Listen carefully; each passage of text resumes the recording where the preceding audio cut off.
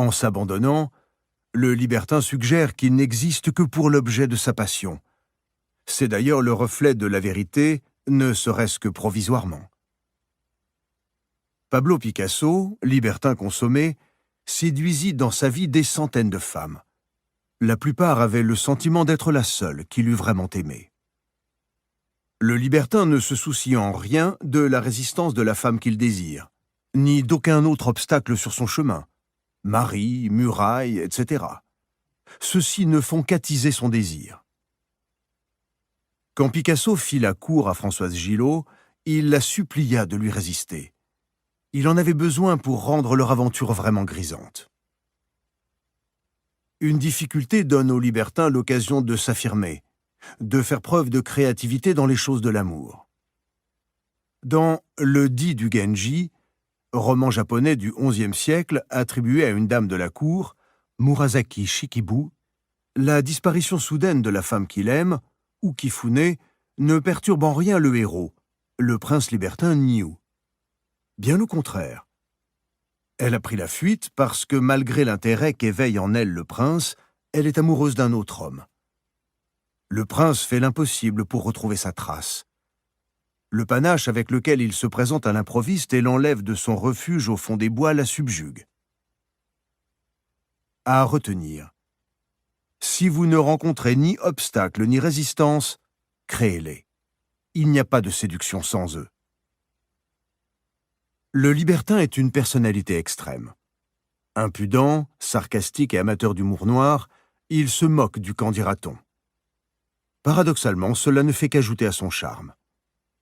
À une époque où régnait dans les studios d'Hollywood une atmosphère analogue à celle d'une cour royale, tous les acteurs se comportaient comme de dociles courtisans.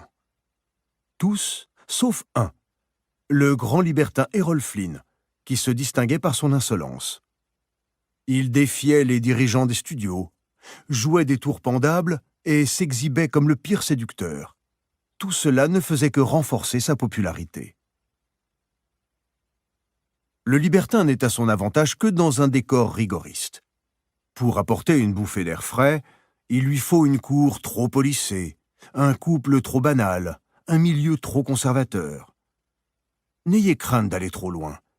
Le libertin est par nature celui qui va plus loin que tout le monde. Le comte de Rochester, l'un des plus fameux poètes anglais du XVIIe siècle, s'adonnait à un libertinage scandaleux. Quand il enleva Élisabeth Mallette, une des jeunes femmes les plus courtisées de la cour, il fut dûment puni. Mais quelques années plus tard, ô surprise, la jeune femme, qui avait pourtant toute la cour à ses pieds, choisit librement de l'épouser. En prouvant l'ardeur de son désir, Rochester avait distancé tous les autres soupirants.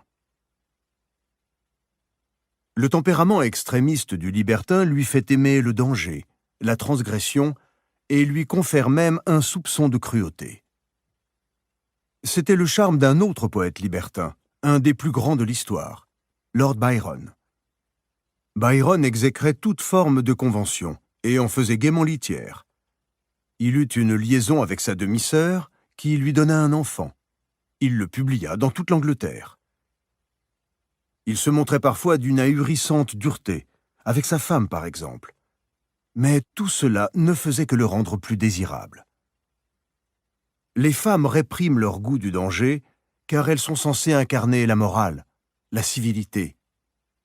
De même qu'un homme succombera au charme d'une sirène pour s'affranchir du fardeau de ses responsabilités masculines, de même une femme cédera à un libertin car quelque chose en elle souhaite se libérer du carcan de la vertu et de la décence. Souvent, ce sont justement les femmes les plus vertueuses qui tombent le plus passionnément amoureuses du libertin. Un des attraits du libertin est sa capacité à faire croire aux femmes qu'elles peuvent le changer. Combien ne se sont pas crus capables de dompter Byron? Combien d'autres étaient persuadés d'être l'élu de Picasso, celle avec qui il passerait le reste de ses jours? Le libertin sait exploiter à fond ce désir secret. Si vous vous faites surprendre en flagrant délit de libertinage, justifiez-vous en étalant votre faiblesse, votre désir de vous réformer et votre incapacité à le faire. Avec autant de femmes à vos pieds, comment résister? La victime, c'est vous.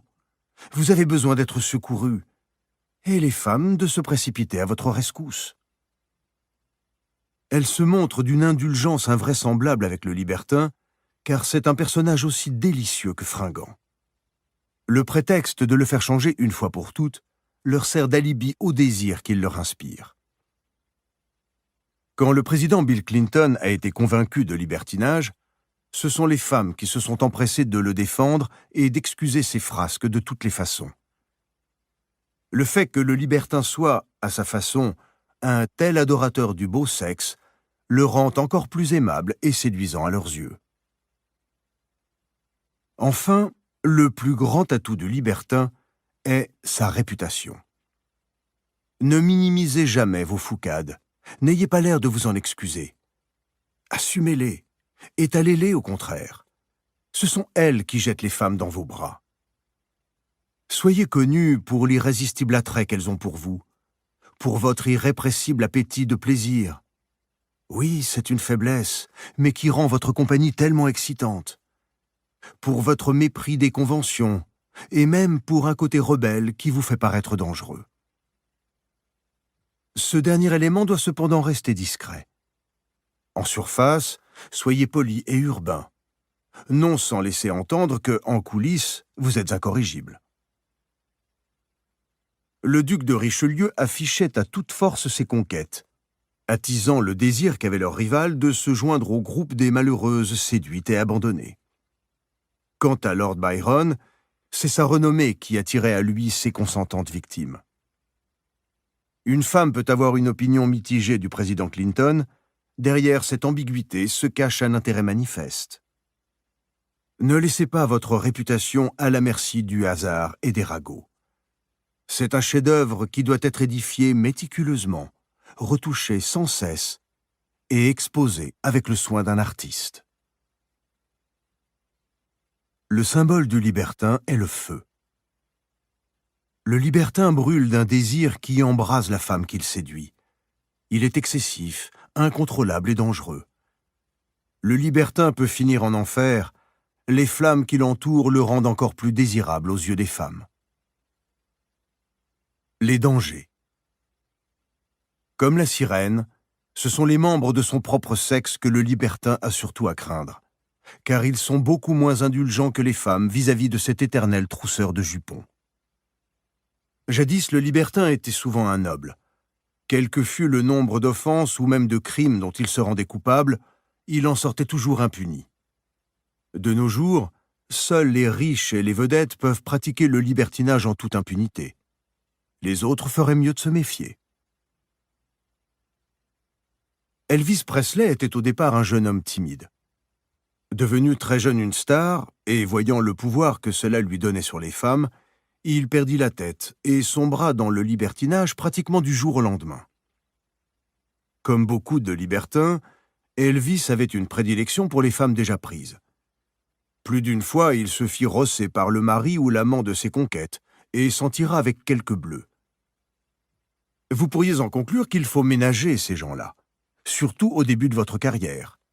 Mais le charme du libertin, c'est justement que ce genre de danger lui importe peu. Vous ne deviendrez jamais un vrai libertin si vous vous montrez craintif et prudent. Une bonne raclée de temps en temps fait partie du jeu. Quant à Elvis, aucun mari n'osa plus le toucher lorsqu'il fut à l'apogée de sa célébrité. Le vrai danger qui menace le libertin vient non pas des maris bafoués, mais des timides qui se sentent écrasés par son donjuanisme. Sans se l'avouer, ils envient sa vie de plaisir. Et comme tous les jaloux, ils attaquent à la dérobée, cachant souvent leur persécution sous le masque du moralisme. Le libertin risque parfois sa carrière quand il se heurte à eux, ou même à quelques femmes également frustrées et blessées par son indifférence. Il n'y a pas grand-chose qu'il puisse faire pour échapper à la jalousie. Si tout le monde remportait autant de succès que lui, la société serait ingérable. Alors acceptez la jalousie comme un diplôme, un titre de gloire. Ne soyez pas naïfs, soyez avertis. Attaqué par un moraliste, ne croyez pas un mot de son argumentation. Elle n'est dictée que par l'envie. Vous pouvez émousser ses pointes en vous montrant plus sage, en demandant pardon, en prétendant que vous avez changé, etc., mais cela nuira à votre réputation. On vous trouvera moins adorablement canaille. En fin de compte, mieux vaut subir ces assauts avec dignité et continuer à séduire. La séduction est la source de votre pouvoir, et vous pourrez toujours compter sur l'inépuisable indulgence des femmes.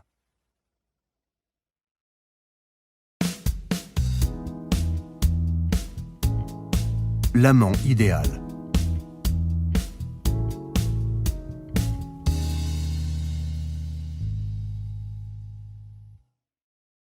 Pour la plupart d'entre nous, les rêves de jeunesse se sont effondrés ou effrités avec le temps.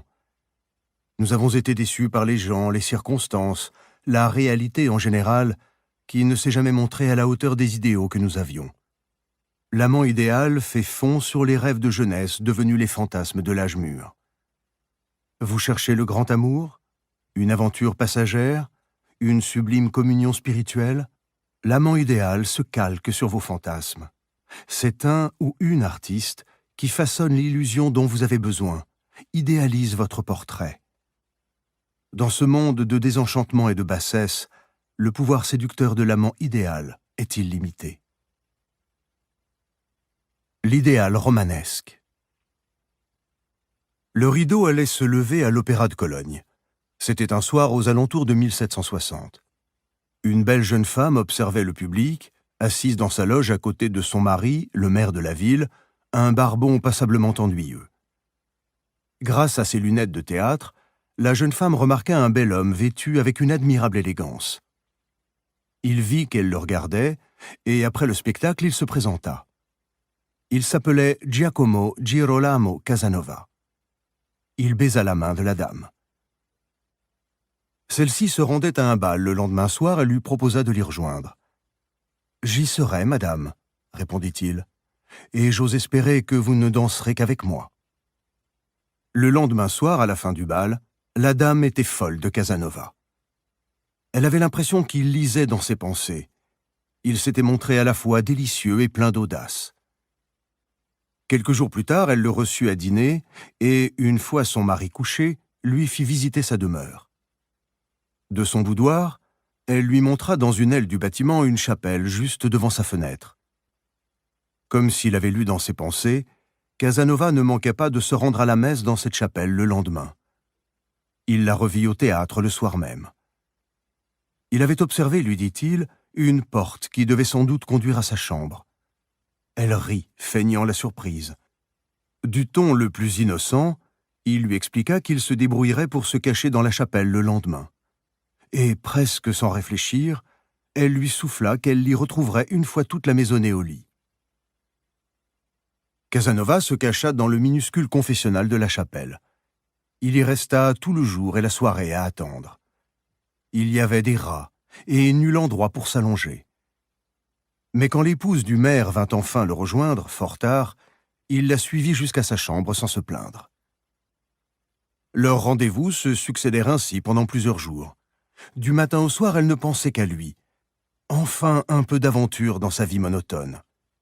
Elle lui apporta ses repas, des livres et de la chandelle pour occuper ses longues et fastidieuses attentes. Il semblait sacrilège de se servir d'un lieu de culte pour ses mauvais desseins, mais cela rendait l'affaire tellement plus excitante. Peu après, cependant, elle dut partir avec son mari en voyage. Quand elle revint, Casanova avait disparu, aussi vite et élégamment qu'il était venu. Quelques années plus tard, à Londres, une jeune femme du nom de Miss Pauline remarqua une annonce dans un journal local. Un monsieur cherchait une logeuse pour louer une partie de sa maison. Miss Pauline appartenait à la noblesse portugaise. Elle s'était enfuie à Londres avec son amant. Mais celui-ci avait été contraint de rentrer au pays et elle attendait, seule, le jour où elle pourrait le rejoindre. Solitaire et désargentée, elle vivait mal sa pauvreté provisoire, elle qui avait été élevée dans le luxe. Elle répondit à l'annonce. Le monsieur s'appelait Casanova. Quel gentleman! La chambre proposée lui plut et le loyer était modeste. Il demanda simplement à Miss Pauline si elle pouvait lui tenir compagnie à l'occasion. L'affaire fut conclue. Ils jouèrent aux échecs, firent des sorties à cheval, parlèrent littérature. Casanova était fort bien élevé, poli et généreux. Sérieuse et idéaliste, la jeune femme goûtait beaucoup cette amitié. Enfin un homme avec lequel elle pouvait converser des heures. Puis, un jour, Casanova arbora un autre visage. Agacé, excité, il lui avoua qu'il était amoureux d'elle. Comme elle allait bientôt repartir pour le Portugal rejoindre son amant, ce n'était pas le genre de discours qu'elle avait envie d'entendre. Elle l'envoya faire une promenade à cheval en lui conseillant de se calmer. Tard dans la soirée, la nouvelle lui parvint. Il avait fait une chute et devait garder le lit. Comme elle se sentait responsable de son accident, elle courut à son chevet et, incapable de se maîtriser, lui tomba dans les bras. Ils devinrent amants la nuit même et le restèrent jusqu'au moment où Miss Pauline dut s'embarquer pour le Portugal. Il ne tenta pas de la retenir, mais la consola, lui expliquant qu'ils s'étaient offert l'un à l'autre un antidote aussi parfait que provisoire à leur solitude et qu'ils resteraient amis pour la vie. Quelques années plus tard, dans une petite ville d'Espagne, une jeune et jolie fille du nom d'Ignatia quittait l'église où elle venait de se confesser quand Casanova l'aborda. En la raccompagnant chez elle, il lui raconta qu'il avait une passion pour le fandango et l'invita à un bal donné le lendemain soir. Elle avait follement envie d'y aller. Il était si différent des autres hommes de la ville qu'il l'ennuyait à mourir. Ses parents s'y opposèrent, mais elle finit par convaincre sa mère de lui servir de chaperon. Après une inoubliable soirée, Casanova dansait admirablement le fandango pour un étranger, son cavalier lui avoua qu'il était fou amoureux d'elle. Toute triste, elle lui répondit qu'elle avait déjà un novio, elle était fiancée. Casanova n'insista pas. Toutefois, les jours suivants, il emmena Ignatia à d'autres bals, à des corridas. À l'une de ces occasions, il lui présenta une duchesse de ses amies avec laquelle il flirta effrontément. Ignatia fut affreusement jalouse. Elle était à présent follement éprise de Casanova, même si son sens du devoir et sa religion lui interdisaient pareille pensée. Après des jours et des jours de torture, Ignatia finit par venir trouver Casanova et lui prit la main. « Mon confesseur a tenté de me faire promettre de ne plus jamais être seule avec vous, » avoua-t-elle.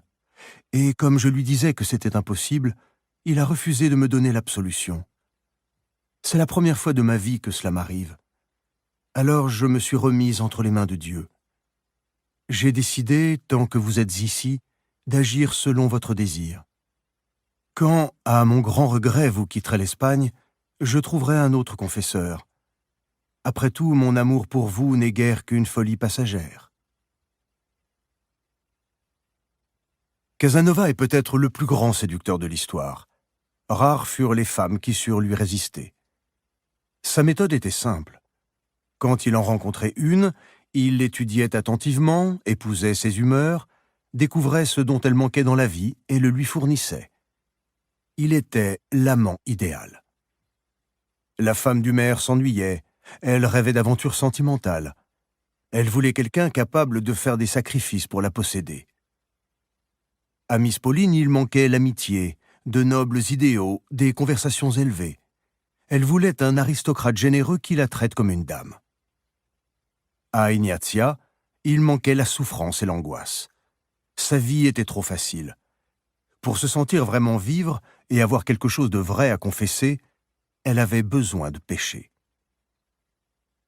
Chaque fois, Casanova s'adaptait aux idéaux de la femme qu'il convoitait et concrétisait ses rêves. Lorsqu'il l'avait rendue amoureuse, une ruse banale lui permettait de conclure. Une journée au milieu des rats, une fausse chute de cheval, la rencontre avec une autre femme pour rendre Ignatia jalouse. L'amant idéal est rare dans le monde moderne, car ce rôle est exigeant. Il faut se polariser intensément sur l'autre personne, découvrir ce dont elle manque et ce qui la déçoit. Les femmes trahissent souvent subtilement leurs points faibles. Un geste, le ton de la voix, un regard même. En feignant d'incarner ce qui leur manque, on leur offre leur amant idéal. Cette méthode exige patience et minutie. La plupart des gens sont tellement obnubilés par leurs propres désirs, tellement impatients, qu'ils sont incapables d'endosser ce rôle. Et pourtant, il ouvre des possibilités infinies. Soyez l'oasis dans un désert de gens entichés de leur propre personne. Rares sont les êtres capables de résister à la tentation de suivre celui ou celle qui semble s'adapter à leurs désirs, donner vie à leurs fantasmes. Comme Casanova, votre réputation de procurer autant de plaisir vous précédera, et vous avancerez sans coup férir en terrain conquis. Cultiver les plaisirs des sens fut dans toute ma vie ma principale affaire. Me sentant né pour le sexe différent du mien, je l'ai toujours aimé, et je m'en suis fait aimer tant que j'ai pu. Casanova. L'idéal de beauté. En 1730, Jeanne Poisson n'avait que 10 ans quand une diseuse de bonne aventure lui prédit qu'un jour elle serait aimée du roi. C'était tout simplement invraisemblable. La petite était roturière. Or, depuis des siècles, le roi ne choisissait ses maîtresses qu'au sein de l'aristocratie. Pire, le père de Jeanne était un coureur fini, et sa mère s'était fait ouvertement entretenir. Heureusement pour Jeanne, un des amants de sa mère était richissime. Il prit la fillette en affection et lui offrit une éducation soignée. Jeanne apprit le chant, le clavecin, la comédie et la danse. Elle montait comme une amazone. On lui enseigna la littérature et l'histoire comme à un garçon. Le dramaturge Crébillon lui inculqua l'art de la conversation. Enfin, Jeanne était belle.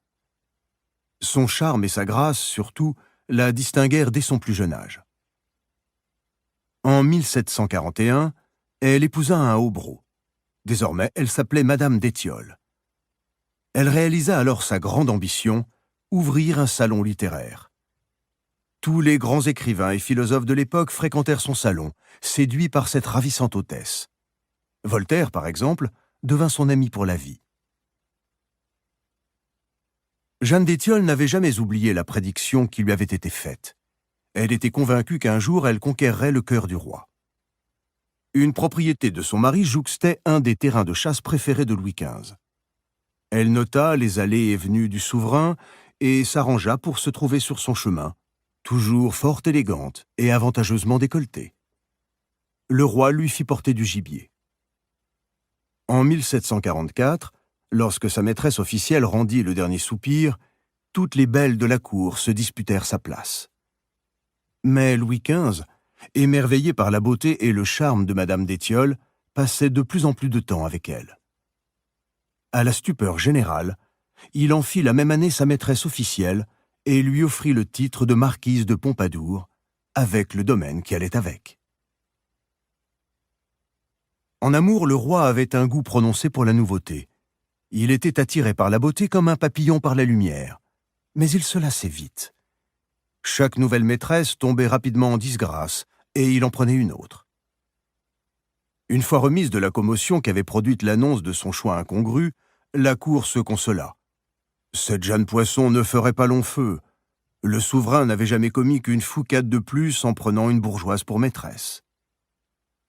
Ce que la cour ignorait, c'est que la façon dont la Pompadour avait séduit le roi n'était pas le dernier tour qu'elle avait dans son sac. Les mois passant, le roi rendit de plus en plus souvent visite à sa maîtresse. Au palais de Versailles, il gravissait volontiers l'escalier dérobé qui menait de sa chambre à celle de Madame d'Étiole, et une fois entré, c'était toujours de nouveaux plaisirs qu'il découvrait. La pièce était bien chauffée et agréablement parfumée. La marquise variait ses toilettes, qu'il découvrait chaque fois avec ravissement. Elle aimait les beaux objets, porcelaine de Sèvres, éventail chinois, vases précieux. À chaque visite, le roi s'émerveillait. La jeune femme était toujours de bonne humeur et ne lui faisait jamais le moindre reproche. Tout n'était que plaisir. Et surtout, elle avait de la conversation. Pour la première fois, le roi avait une femme avec qui parler vraiment. Et rire aussi. La Pompadour était fort cultivée et sa voix délicieuse. Si la conversation languissait, elle se mettait au piano et chantait à ravir. Si le roi était soucieux, elle le distrayait en lui confiant ses projets. Par exemple, la construction d'une nouvelle demeure à la campagne. Il la conseillait sur l'architecture, l'arrangement des jardins, la décoration. À Versailles, Madame de Pompadour prit en main l'organisation des divertissements. Elle fit édifier un théâtre privé où chaque semaine étaient données de nouvelles pièces qu'elle-même mettait en scène. Les acteurs étaient choisis parmi les courtisans, mais le rôle de prima donna était toujours tenu par la Pompadour, devenue une des meilleures actrices du royaume. Le roi ne pouvait plus se passer de ces représentations, il les attendait avec impatience. La marquise avait bon goût et devint mécène. Elle aida les artistes, mais aussi les philosophes et gens de lettres. Le monarque, qui n'avait jusque-là partagé ses loisirs qu'entre la chasse et les jeux d'argent, passait de moins en moins de temps avec des hommes et devint lui aussi un grand mécène. Ce fut l'époque du style Louis XV qui supplanta celui de son illustre prédécesseur Louis XIV. Bref, les années passèrent et le roi ne se lassait pas de sa maîtresse. Il la fit duchesse et l'influence de la favorite déborda le domaine de la culture pour toucher celui de la politique. Pendant 20 ans, Madame de Pompadour régna autant sur la cour que sur le cœur du roi, jusqu'à sa mort prématurée en 1764, à l'âge de 43 ans.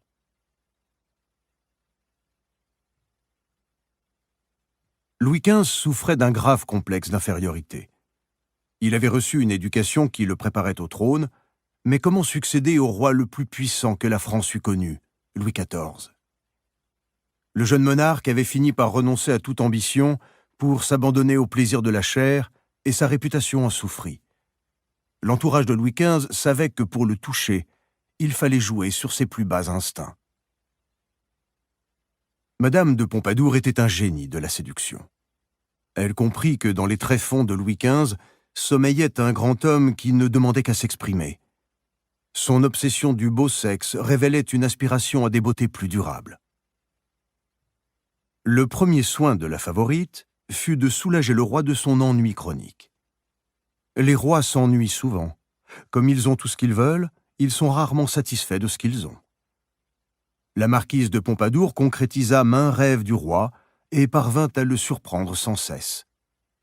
Elle était dotée de nombreux talents et savait surtout les présenter de façon si adroite que son royal amant n'en voyait jamais les limites.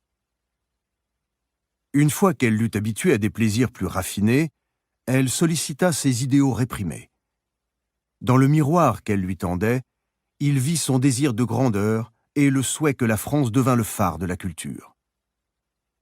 Ses nombreuses maîtresses n'avaient assouvi que sa sensualité. Avec Madame de Pompadour, il se sentait grand. Les autres favorites étaient faciles à remplacer, mais il savait qu'il ne trouverait jamais une autre Pompadour.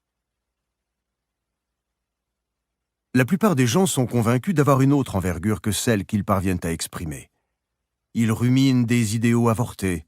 Ils auraient pu devenir artistes, penseurs, chefs spirituels, grands hommes d'État, mais les circonstances leur ont coupé les ailes, interdit d'épanouir leurs talents. Voilà la clé de leur conquête, et surtout d'une conquête durable. L'amante idéale sait comment réaliser ce tour de force.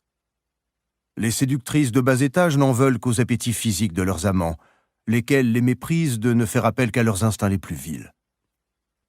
Misez au contraire sur leurs qualités les plus nobles, sur des beautés plus hautes, et ils ne s'apercevront même pas qu'ils ont été séduits. Ils se sentiront grandis, réalisés, et votre pouvoir sur eux sera dès lors sans limite. L'amour révèle chez l'amant des qualités nobles et cachées, des traits de caractère exceptionnels et rares. C'est pourquoi l'amour est foncièrement trompeur. Friedrich Nietzsche. Les clés du profil. Chacun se fait une idée de la personne qu'il aimerait être ou qu'il aimerait rencontrer. Cet idéal se façonne dès les premières années de la vie, années au cours desquelles s'imprime dans l'inconscient ce qui manque à nos vies, ce que les autres ne nous ont pas donné et que nous n'avons pu nous donner à nous-mêmes. À qui a tout reçu, il manque le danger, la rébellion. À qui a connu le danger, il manque un sentiment de sécurité. À qui n'a obtenu que des satisfactions prosaïques, il manque quelque chose de plus noble, de plus créatif. Notre idéal est l'image de ce qui nous manque. Et cet idéal est caché. Comme la belle au bois dormant, il attend d'être réveillé. Si nous rencontrons une personne qui semble parer des qualités idéales ou qui a la capacité d'épanouir l'idéal que nous portons en nous, nous tombons amoureux.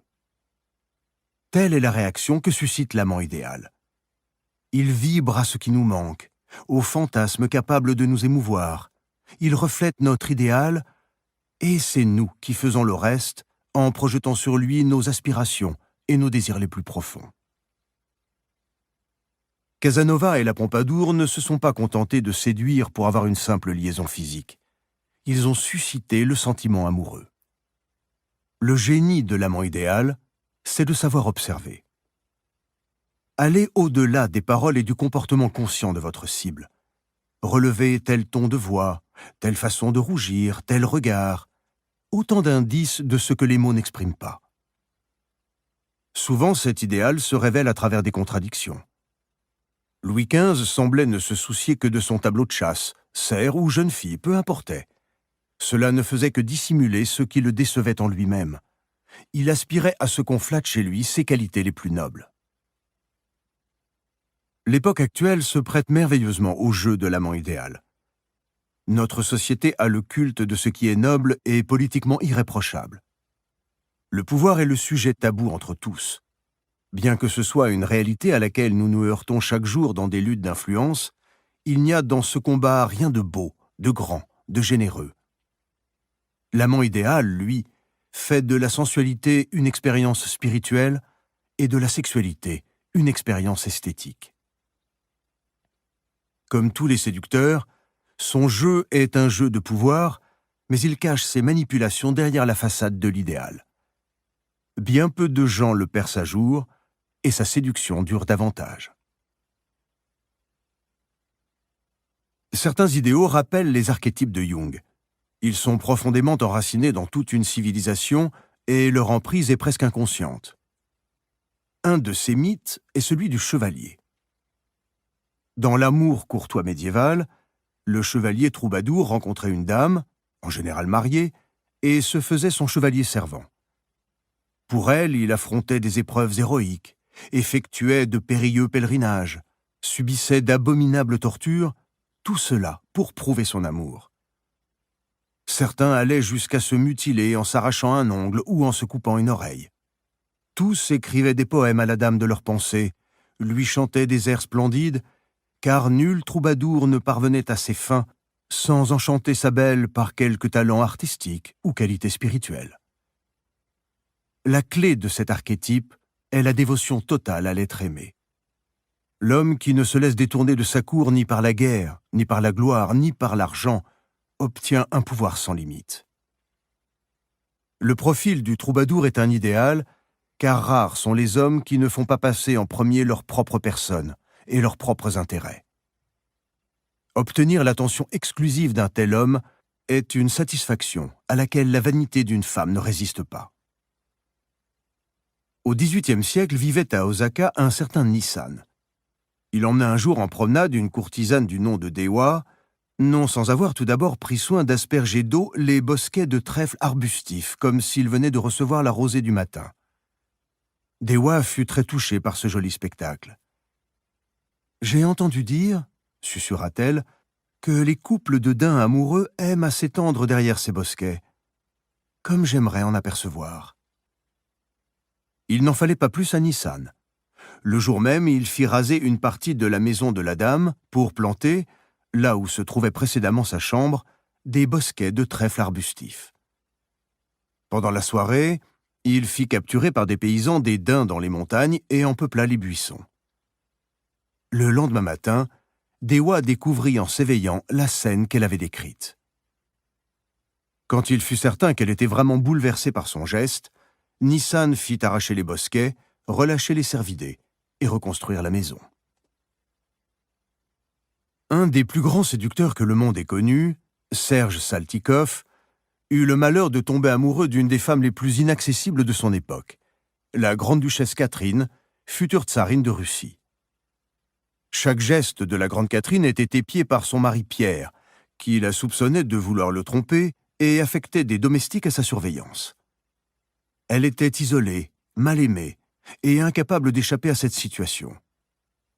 Le comte Saltykov, un jeune et bel officier, décida de la sauver. En 1752, il se lia d'amitié avec le tsar et entra dans les bonnes grâces du couple de domestiques chargés de surveiller la jeune tsarine. Il obtint ainsi la possibilité de la voir et de lui faire comprendre ses intentions à mots couverts. Il multiplia les imprudences pour se trouver seul à seul avec elle.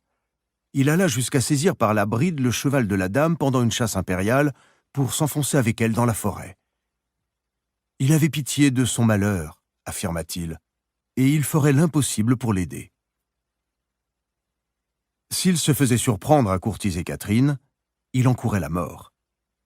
Le tsar finit par avoir des soupçons, mais jamais de certitude. Il se brouilla avec Saltykov, lequel trouva dans cette hostilité nouvelle un surcroît d'énergie et de ruse pour organiser des rendez-vous secrets. Les jeunes gens furent amants 2 ans. Saltykov est ainsi sans nul doute le père biologique du fils de Catherine, futur tsar de Russie sous le nom de Paul Ier. Pierre finit par se débarrasser de son rival en l'envoyant en Suède, où sa réputation de séducteur l'avait précédé. Les Suédoises se bousculèrent pour s'offrir à lui. Sans aller jusqu'à courir d'aussi grands risques, vous serez toujours récompensé si vous faites preuve d'une capacité de sacrifice et de dévouement.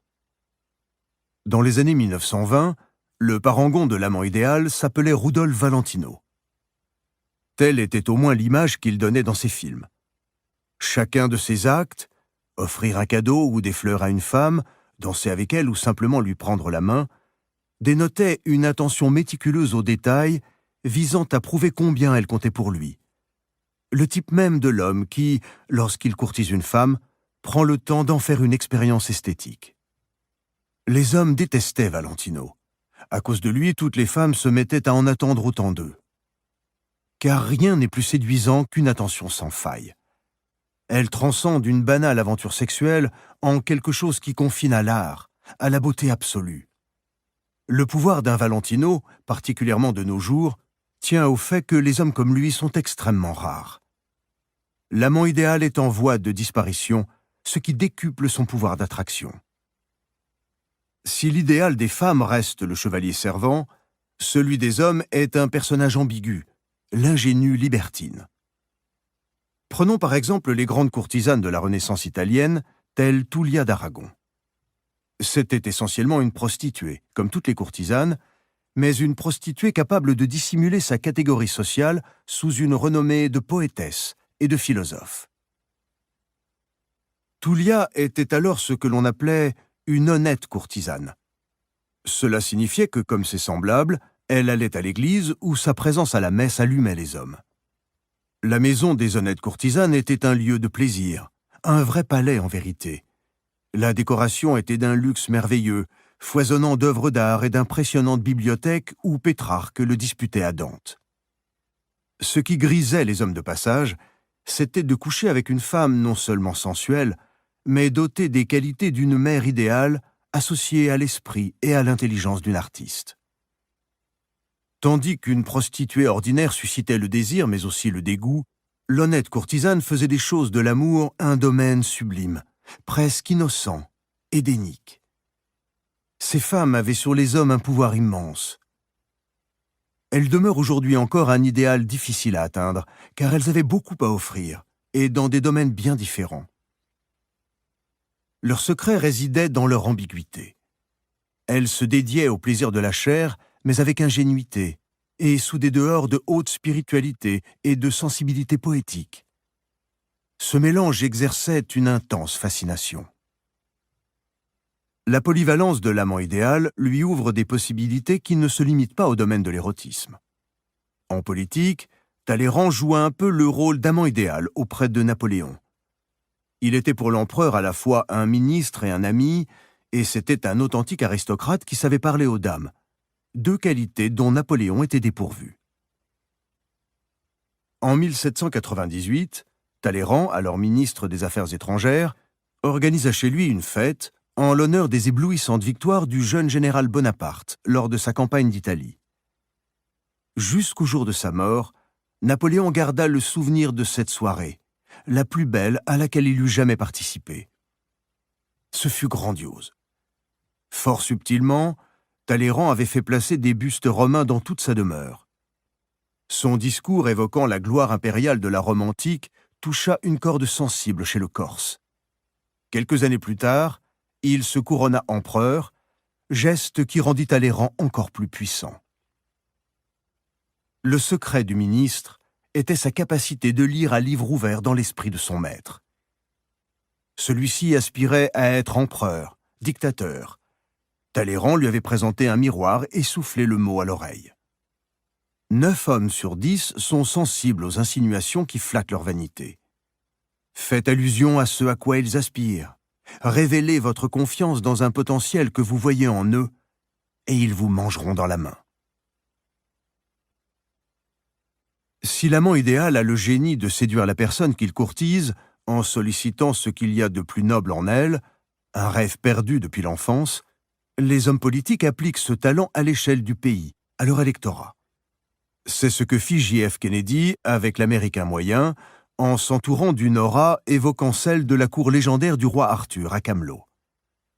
La métaphore de Camelot ne fut explicitement employée à propos de sa présidence qu'après sa mort, mais l'image romantique de beau jeune homme dynamique qu'il cultiva délibérément sa vie durant fonctionna parfaitement tout au long de sa carrière. De façon plus subtile, il manipula également les images de la grandeur de l'Amérique et de ses idéaux perdus. Pour beaucoup d'Américains, la richesse et le confort acquis à la fin des années 1950 ressemblaient à une décadence. Conformisme et bien-être matériel avaient, pensait-il, étouffé l'esprit pionnier du pays. En 1960, Kennedy ressuscita cet âge d'or révolu en plaçant une nouvelle frontière à l'horizon de ses concitoyens, la conquête de l'espace. L'instinct d'aventure des Américains pouvait trouver là un exutoire, même s'il était largement symbolique. Les autres appels que lança Kennedy pour le service du pays, par exemple la création du Peace Corps, dont les volontaires partirent dans le monde entier, ravivèrent le sentiment fédérateur qui manquait aux Américains depuis la Seconde Guerre mondiale, celui d'avoir une mission à accomplir pour le monde. Kennedy souleva plus de passion que ne le fait généralement un président. Ses compatriotes tombèrent littéralement amoureux de lui et de son image. Les politiciens peuvent exercer un pouvoir de séduction en exhumant du passé national images et idéaux refoulés ou tombés en désuétude. Ils n'ont besoin que du symbole, sans se soucier de recréer la réalité sous-jacente. La chaleur des émotions que soulèvent ces images suffit à leur garantir le succès. Le symbole de l'amant idéal est le portraitiste. Son œil fait disparaître les défauts physiques. Il exalte les nobles qualités de son modèle, en fait un mythe, l'immortalise. En échange de cette capacité à créer de tels rêves, il est investi d'un immense pouvoir. Les dangers. Le principal danger qui guette l'amant idéal, c'est la réalité. En idéalisant votre propre personnalité, vous créez une illusion. Et cette construction est fragile, car nul n'est parfait. Si vos défauts se trahissent, ils feront éclater la bulle que vous avez gonflée, et la personne que vous avez tenté de séduire vous méprisera. Chaque fois que Tulia d'Aragon fut prise en flagrant délit de vulgaire prostitution, c'est-à-dire n'offrir ses faveurs que pour de l'argent, elle fut obligée de déménager et d'aller s'installer ailleurs. Sa noble image de grand esprit était pulvérisée. Casanova n'échappait pas à cet écueil, mais il se débrouillait pour rompre avant que sa maîtresse ne réalise qu'il n'était pas l'homme qu'elle croyait. Il trouvait quelques prétextes pour quitter la ville, ou mieux, jetait son dévolu sur une femme elle-même en instance d'exil. Pressée par le temps, celle-ci idéalisait alors son amant avec encore plus de frénésie. Le train-train quotidien a de quoi éroder n'importe quelle perfection. Alfred de Musset avait été séduit par George Sand, dont la personnalité flamboyante plaisait à sa nature romantique.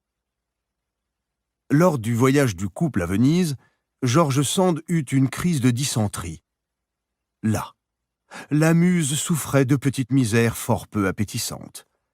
Musset lui-même se montra génial et infantile pendant tout le séjour. Les amants se séparèrent.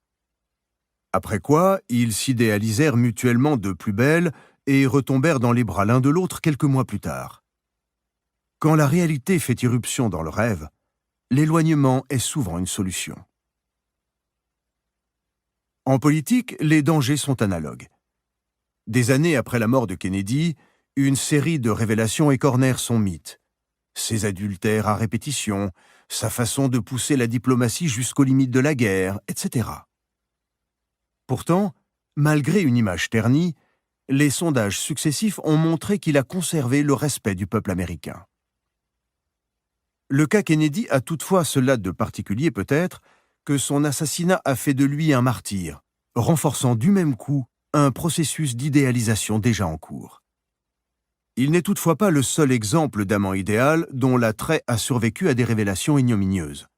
Ces personnages libèrent des fantasmes si puissants qu'on ne les oublie pas du jour au lendemain. Les gens ont une trop bien grande fringale d'idéaux et de mythes. Quoi qu'il en soit, mieux vaut vous assurer que vos côtés prosaïques ou sordides ne sont pas trop voyants.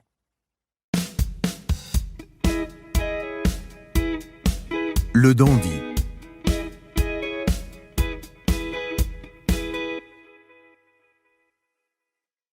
Nombre d'entre nous se sentent pris au piège dans le rôle étroit qu'ils sont censés jouer. Nous sommes donc instantanément fascinés par ceux qui s'en échappent avec souplesse, qui cultivent l'ambiguïté, se créent un personnage. Les dandys nous exaltent car ils n'entrent dans aucune catégorie connue et font entrevoir une liberté dont nous aimerions jouir nous-mêmes. Au mépris des notions toutes faites de virilité et de féminité, ils se façonnent leur propre image, toujours spectaculaire. Ils sont mystérieux, insaisissables. Le dandy sait entrer en résonance avec le narcissisme de chacun des deux sexes. Les femmes s'adressent à son côté féminin, les hommes l'accueillent comme un des leurs. Faites-vous dandy. Votre présence ambiguë et tentatrice réveillera les désirs refoulés. Le dandy au masculin. Rodolfo Guglielmi avait 18 ans, quand, en 1913, il quitta son Italie natale pour émigrer aux États-Unis. Dénué de savoir-faire particulier, il était néanmoins un beau garçon et excellent danseur. Pour faire fructifier ses qualités, il s'embaucha dans ce que l'on appelait à Manhattan des thés dansants, des établissements fréquentés par des jeunes filles qui y venaient seules ou entre amis et louaient un cavalier pour un simple tour de danse. Ces danseurs pratiquaient notamment la valse et le tango et, moyennant une modeste obole, distrayaient ces demoiselles, les faisant virevolter, puis flirtant et bavardant avec elles après la danse. Par sa gracieuse aisance et sa jolie silhouette, Rodolfo Guglielmi se fit rapidement un nom dans le métier. Sa profession le conduisait à passer beaucoup de temps en compagnie des femmes.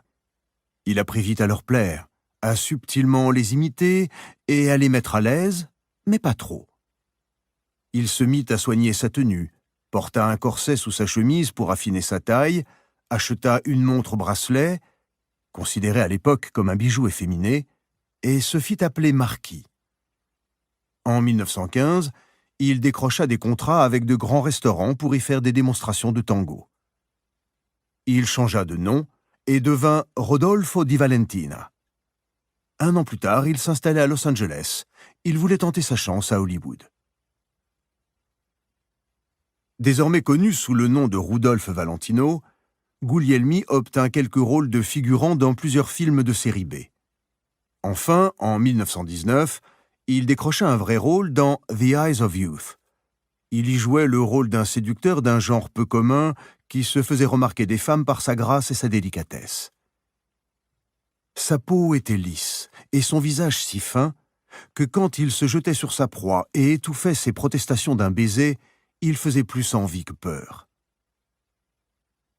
Il y eut ensuite Les 4 cavaliers de l'Apocalypse, où il tenait le premier rôle masculin, celui du playboy Julio. Du jour au lendemain, il devint un sexe symbole grâce à une scène de tango où il séduisait une jeune femme par sa seule virtuosité. Cette séquence illustre la quintessence de ce qui attirait en lui. Le pied léger, le geste presque féminin, le tout totalement maîtrisé. Dans les salles obscures, il faisait littéralement défaillir les spectatrices, rien qu'en portant à ses lèvres la main d'une femme mariée, ou en humant une rose en compagnie de son amante. Il semblait tellement plus attentionné que les autres hommes. Pourtant, malgré sa délicatesse, il émanait de lui un trouble soupçon de cruauté qui rendait les femmes folles de lui. Dans son film le plus célèbre, Le Cheik, Valentino joue le rôle d'un prince arabe, lequel se révélera plus tard être un lord écossais abandonné en plein Sahara lorsqu'il était enfant, qui sauve du désert une aristocrate anglaise, puis la conquiert à la hussarde.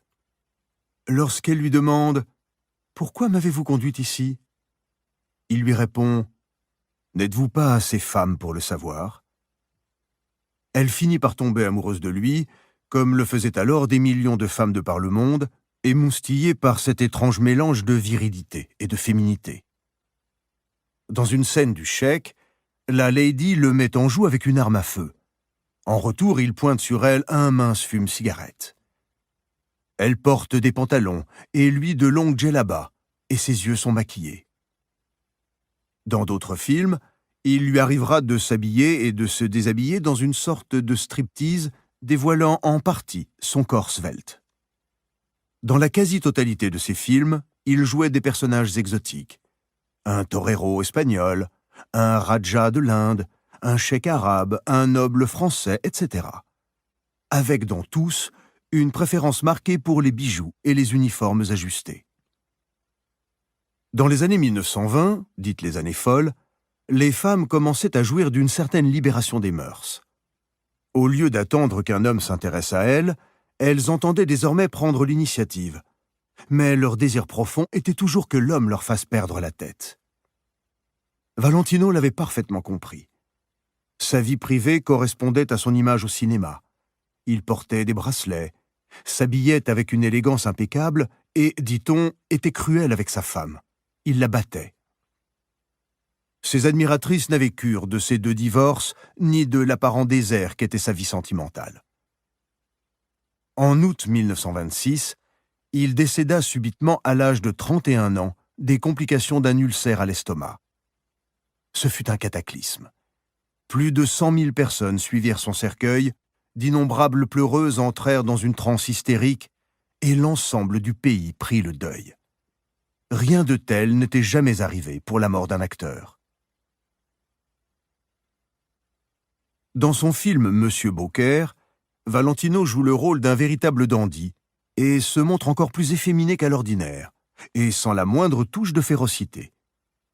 Ce film fut un échec total. Les femmes n'avaient que faire de Valentino en minet. Ce qui les excitait, c'était l'ambiguïté de cet homme dont tant de traits étaient féminins, mais qui leur faisait l'effet d'un homme, un vrai. Valentino s'habillait avec coquetterie et jouait de son physique comme une femme, mais son image était virile.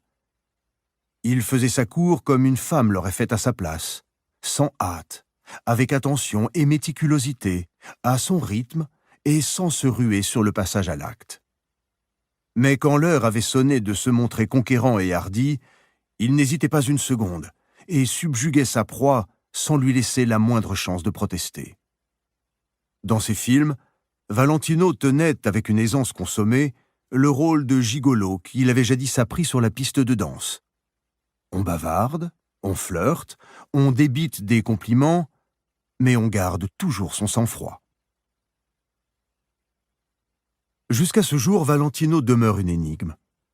Sa vie privée et sa personnalité demeurent enveloppées de mystère. Son image continue à séduire comme de son vivant. Il servit de modèle à Elvis Presley, obsédé par cette vedette du cinéma muet. Il est aujourd'hui imité par d'autres dandys qui jouent les androgynes sans se départir d'une touche de férocité. La séduction, qui a d'abord servi d'antidote au viol et à la violence, a toujours été et restera toujours la forme féminine du pouvoir et de la guerre. L'homme qui exerce ce type de pouvoir sur une femme renverse en réalité les rôles en se servant contre elle d'armes féminines.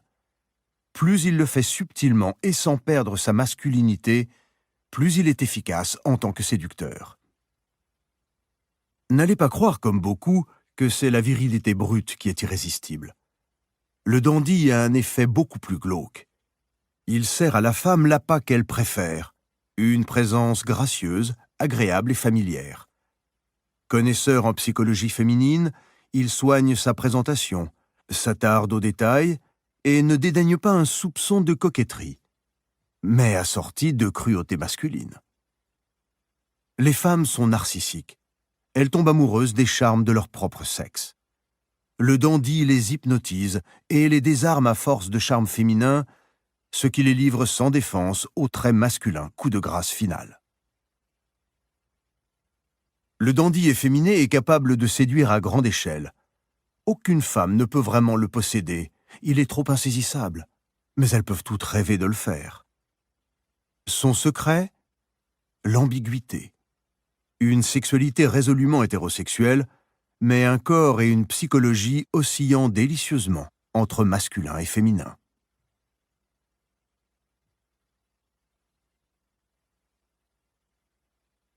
Je suis une femme. Tout artiste est femme et doit aimer les autres femmes. Les artistes homosexuels ne sauraient être de véritables artistes car ils aiment les hommes. Et du fait qu'ils sont eux-mêmes des femmes, ils retombent dans la banalité. Pablo Picasso. Le dandy au féminin. Dans les années 1870, la coqueluche de la bonne société de Saint-Pétersbourg était un pasteur, Henryk Gillot. Jeune et beau, frotté de littérature et de philosophie, il prêchait une sorte de christianisme éclairé. Des dizaines de jeunes filles amoureuses de lui assistaient à ses sermons juste pour le dévorer des yeux. Mais en 1878, il en rencontra une qui allait changer sa vie. Louise von Salomé, connue plus tard sous le nom de Lou Andreas Salomé, avait 17 ans, lui 42. Lou était ravissante avec de splendides yeux bleus. Elle avait beaucoup lu pour une fille de son âge et s'intéressait aux plus graves questions philosophiques et religieuses. Sa passion et son agilité intellectuelle émerveillèrent le pasteur. Chaque fois qu'elle venait le voir pour discuter avec lui, et c'était de plus en plus fréquemment, sa présence semblait illuminer son bureau, le rendre plus vivant. Avec l'inconscience de son jeune âge, peut-être flirtait-elle. Toujours est-il qu'un beau jour, l'ecclésiastique dut reconnaître qu'il était amoureux d'elle. Il lui offrit le mariage. Lou fut horrifié. Confus, le pasteur ne se remit jamais vraiment de cette rencontre. Il était le premier d'une longue série de victimes de Lou, dont certains fort célèbres, qui restèrent marqués à vie par leur amour déçu. En 1882, le philosophe allemand Friedrich Nietzsche voyageait seul en Italie. Il reçut à Gênes une lettre de son ami Paul Rée, philosophe prussien qu'il admirait, lequel lui rendait compte de ses longues conversations avec une remarquable jeune Russe, Lou von Salomé. Celle-ci se trouvait en villégiature à Rome avec sa mère. Paul Rée s'était arrangé pour l'accompagner pour de longues promenades en ville, sans chaperon, durant lesquelles ils avaient eu d'interminables discussions. Les idées de la jeune fille sur Dieu et le christianisme étaient très proches de celles de Nietzsche. Quand Rée lui avait dit que le célèbre philosophe était son ami, elle avait insisté pour qu'il l'invitât à se joindre à eux. Dans ses lettres suivantes, Rée revenait sur le charme mystérieux de Lou et le désir ardent qu'elle avait de rencontrer Nietzsche. Le philosophe se rendit donc à Rome. Quand Nietzsche fit la connaissance de Lou, il fut complètement subjugué. Elle avait les plus beaux yeux du monde, et dès leur premier entretien, il ne put s'empêcher d'y lire une effervescence en quelque sorte érotique. Mais il ne savait quelle contenance prendre. Lou gardait ses distances et ne réagissait pas à ses compliments. Quelle femme ensorcelante! Quelques jours plus tard, elle lui lut un poème qu'elle avait écrit, et il en pleura. Elle avait de la vie une conception qui se rapprochait tellement de la sienne. Décidant de profiter de l'occasion, Nietzsche lui offrit de l'épouser, sans savoir que Paul Rée l'avait fait avant lui.